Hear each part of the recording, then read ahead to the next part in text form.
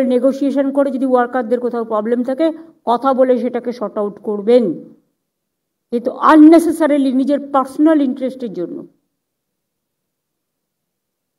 কেউ কোনো রকম, আর ইন্ডাস্ট্রিকেও আমি বলবো কোনো ইন্ডাস্ট্রি করবার জন্য কেউ কিছু চাইলে দেবেন না।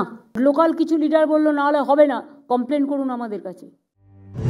শিল্পের লালফিতের ফাঁস বাধা হবে না, কাউকে টাকা দেবেন না, কড়া বার্তা মুখ্যমন্ত্রীর।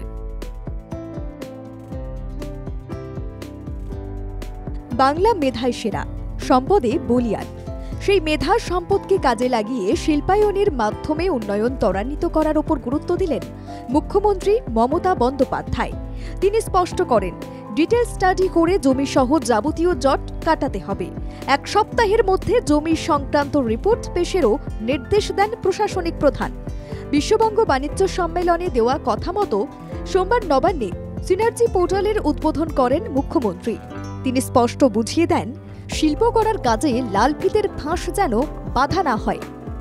আমলাতান্ত্রিক জটিলতা বা কাজে ঢিলেমি বরদাস্ত করবেন না। একই সঙ্গে মুখ্যমন্ত্রী স্পষ্ট করেন, কেউ টাকা চাইলে সরাসরি অভিযোগ করুন। সরকারি কাজের জন্য কারো থেকে টাকা নেওয়া অপরাধ। জেলায় জেলায় দ্রুত শিল্প গড়ার লক্ষ্যে কোঅর্ডিনেশন কমিটি তৈরি করার কথাও বলেন তিনি। রানীগঞ্জে এসআর অয়েল অ্যান্ড গ্যাসের 491 কোটি 49 লক্ষ টাকার প্রস্তাব।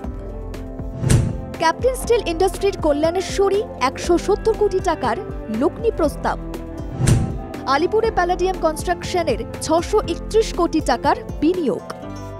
দুর্গাপুরে আল্ট্রাটেক সিমেন্টের 149 কোটি 80 লক্ষ টাকার লগ্নি। খর্দায় গোদরেজের 496 কোটি 56 লক্ষ টাকার বিনিয়োগ প্রস্তাব। হাওড়ায় অম্বুজা সিমেন্টের 400 কোটির নয়া লগ্নি।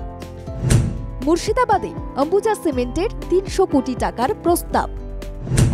বারখোলায় বেঙ্গল অম্বুজা হাউসিংয়ের 570 কোটি টাকার শিল্প প্রকল্প। পুরুলিয়ায় শাম স্টিলের 1500 কোটি টাকার বিনিয়োগ প্রস্তাব। 5টি স্টিল প্ল্যান্টে 35,000 কোটি টাকার বিনিয়োগ ভাবনা। 50,000 মানুষের চাকরি নিশ্চিত হবে শিল্প প্রকল্পে।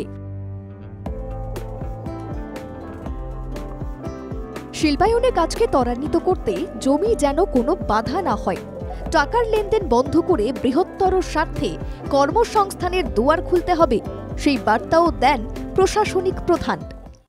এবার আর রিকোয়েস্ট নয়, এবার হচ্ছে অ্যাকশন।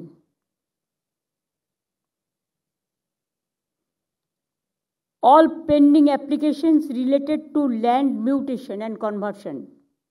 টাকা ছাড়া 1 পয়সাও এগোয় না, শুনেছি আমি অনেকের কাছে।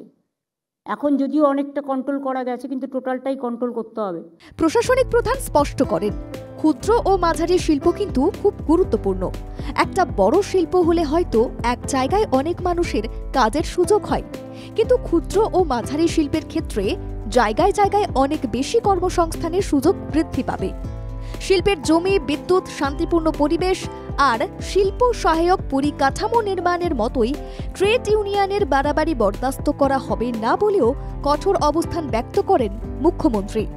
6টি ইকোনমিক করিডর, দেউচা পাঁচামি শিল্প রোজগারের পাশাপাশি শিল্প মানচিত্রের যে আদর্শ পরিবর্তন আনবে সেই রূপরেখাও তুলে ধরলেন মুখ্যমন্ত্রী মমতা বন্দ্যোপাধ্যায়।